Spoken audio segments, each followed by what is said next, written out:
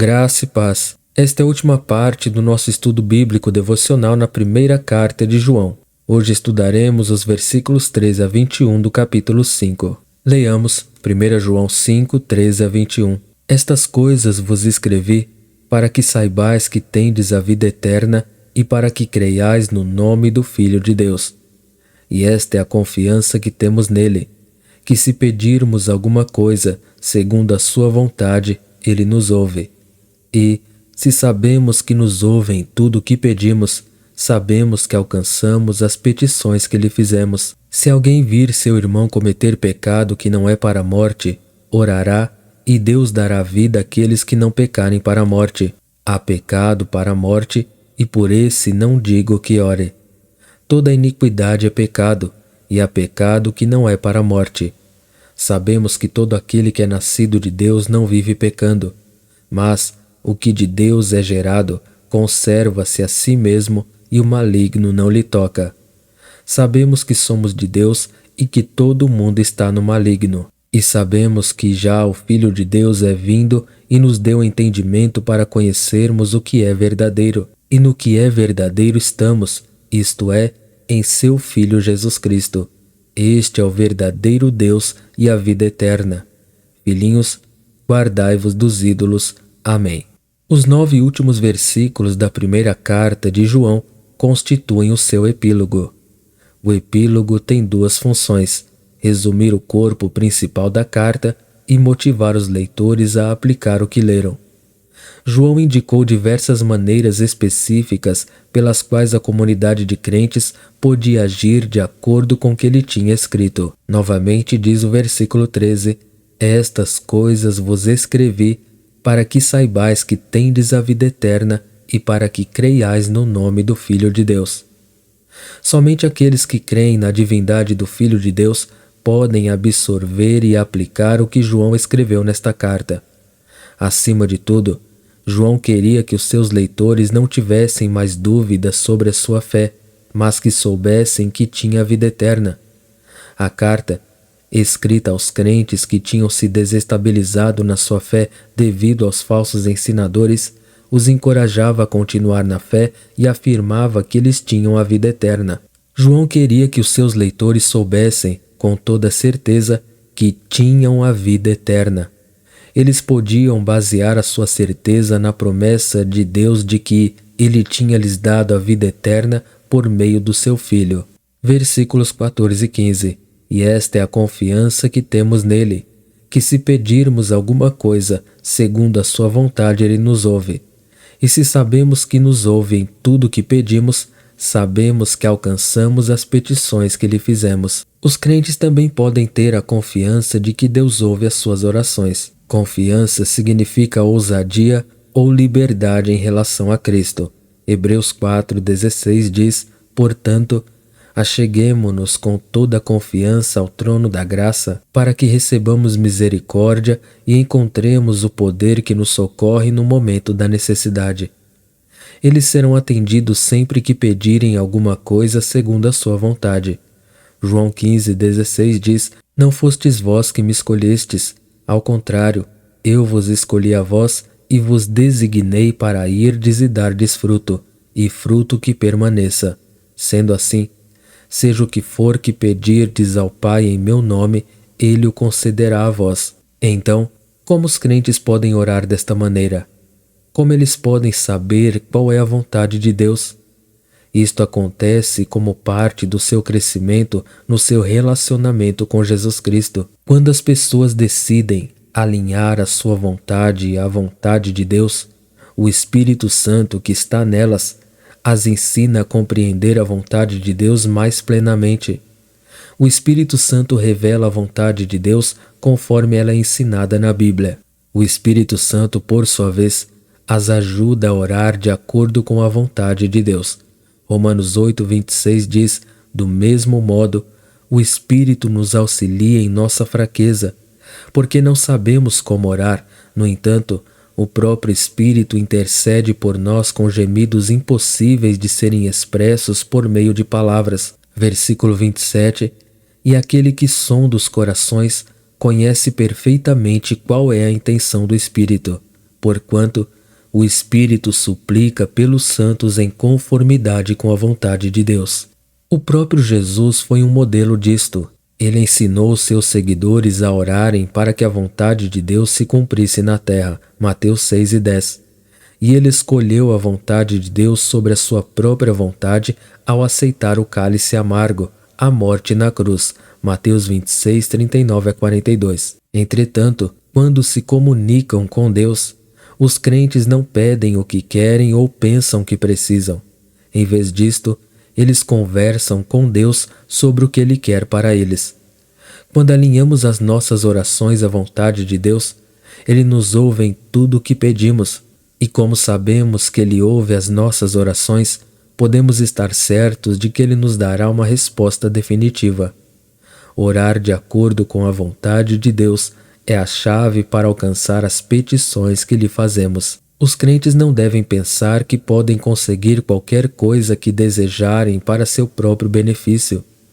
A oração segundo a vontade de Deus é a oração que visa o benefício do reino de Deus, conforme o versículo seguinte exemplifica. Versos 16-17.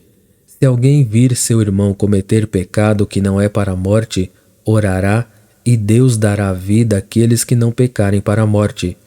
Há pecado para a morte, e por esse não digo que ore.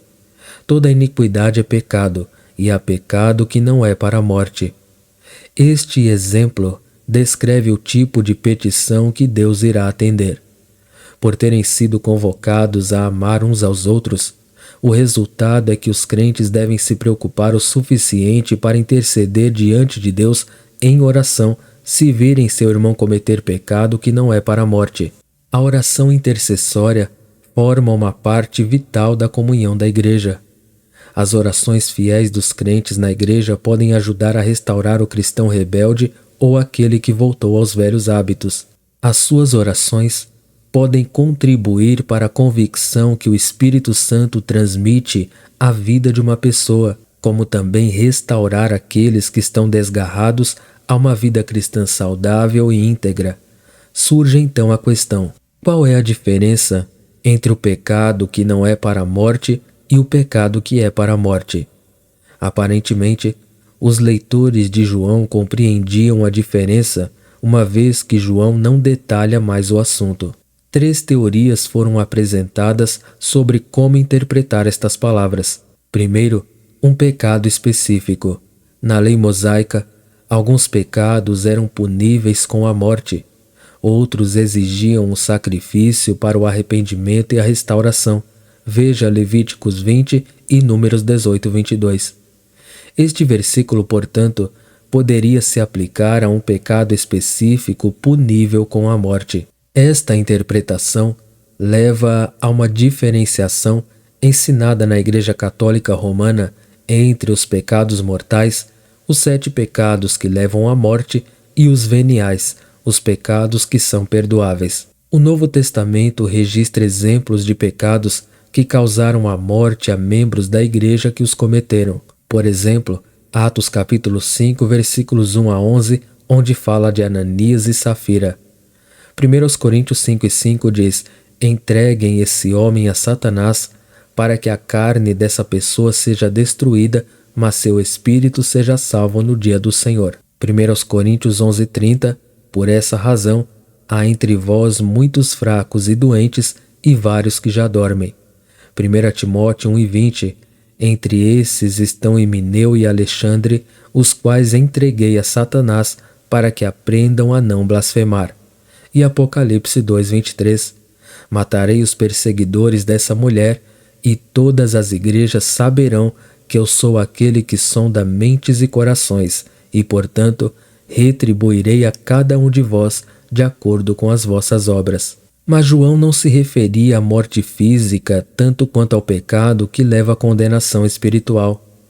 Segundo, a apostasia.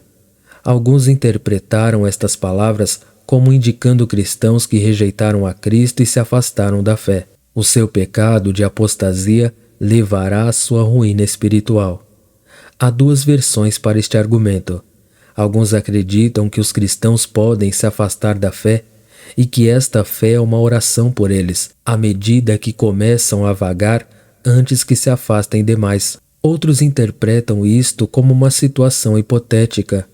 Os crentes devem orar para que as pessoas sejam fiéis, de modo que elas não sejam tentadas a se afastar da fé. No entanto, em resposta às duas possibilidades, João não afirma que esta pessoa que está pecando é ou chegou a ser um crente. Terceiro, a negação herética da fé. Por João estar escrevendo contra os falsos ensinadores que negavam a divindade de Jesus e agiam de maneira imoral, o pecado que é para a morte muito provavelmente se refere à atitude de rebelião constante contra Deus e ao espírito impenitente que jamais receberia salvação. Ao rejeitarem o único caminho para a salvação, os falsos ensinadores e os seus seguidores estavam se colocando fora do alcance da oração. Embora toda iniquidade seja pecado, isto é, toda injustiça é pecado, inclusive o pecado cometido pelos crentes, há pecado que não é para a morte. O pecado que leva à morte inclui tanto o ato de negar deliberadamente que Jesus é o Cristo, o Filho de Deus, como o estado de morte espiritual que rejeita Cristo deliberadamente, destruindo a fé e o amor. João não proibiu a oração por aquele que rejeita Cristo, tampouco a encorajou. Versículo 18. Sabemos que todo aquele que é nascido de Deus não vive pecando, mas o que de Deus é gerado conserva-se a si mesmo e o maligno não lhe toca. Os crentes, ou seja, todo aquele que é nascido de Deus, não pecam porque o Filho de Deus os guarda. Naturalmente, os cristãos cometem pecados, mas eles pedem a Deus que os perdoe e então continuam servindo-o. Deus libertou os crentes da sua escravidão ao maligno e os conserva protegidos dos ataques contínuos de Satanás. O resto do mundo não tem a liberdade cristã para obedecer a Deus. A menos que os não crentes venham a Cristo pela fé, eles não têm escolha a não ser obedecer a Satanás. Não há meio termo. Ou a pessoa pertence a Deus e o obedece, ou ela vive sob o controle de Satanás. Versículo 19. Sabemos que somos de Deus e que todo mundo está no maligno.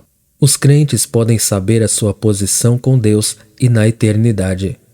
Eles sabem que são de Deus e que por causa disto foram libertos do poder de Satanás. Enquanto o resto do mundo está sob o poder e o controle do maligno, os cristãos ficam de lado separados do mundo, a sociedade não cristã e de Satanás, unidos a Deus.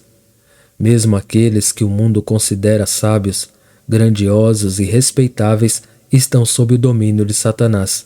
Versículo 20. E sabemos que já o Filho de Deus é vindo e nos deu entendimento para conhecermos o que é verdadeiro. E no que é verdadeiro estamos, isto é, em seu Filho Jesus Cristo. Este é o verdadeiro Deus e a vida eterna. Uma vez mais, João lembrou os crentes daquilo que eles sabiam ser verdade. Eles sabem que já o Filho de Deus é vindo. Os falsos ensinadores tinham se esforçado ao máximo para deixar Cristo de lado, para torná-lo sem importância e para obter o assim chamado conhecimento de Deus sem ele. Mas João vinha explicando, ao longo de toda a sua carta, que isto é impossível. Jesus Cristo é essencial para a verdadeira fé cristã.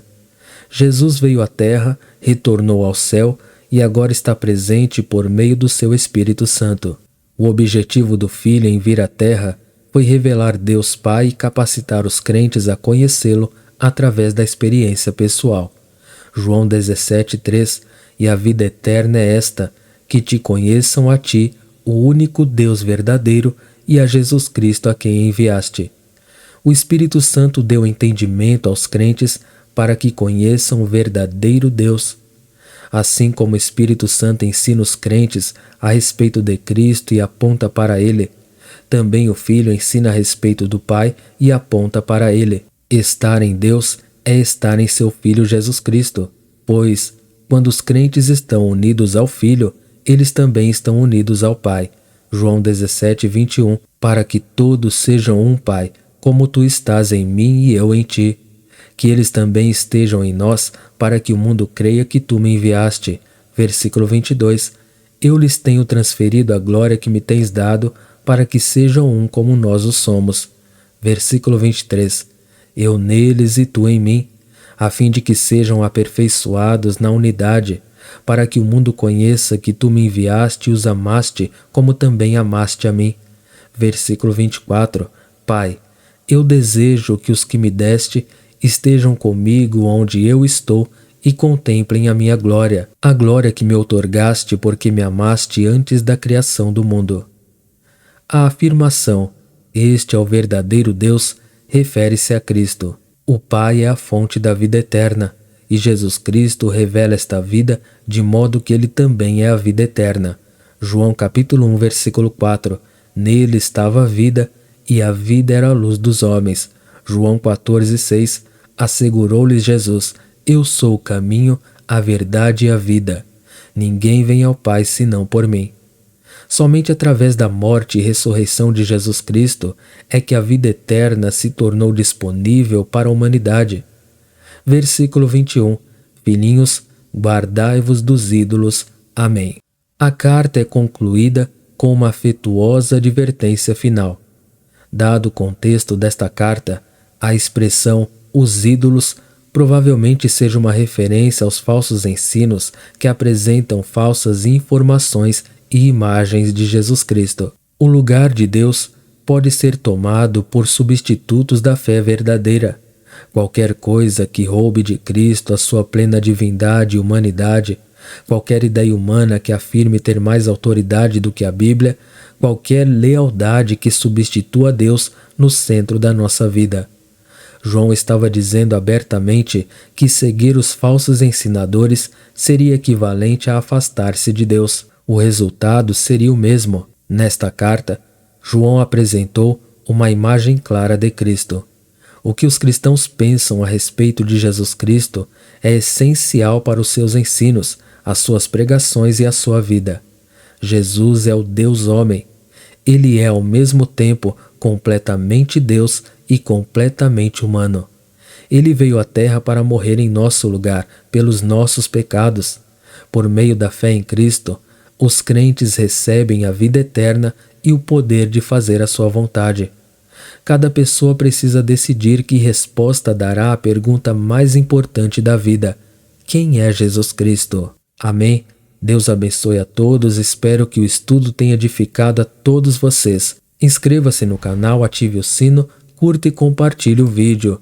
Muito obrigado.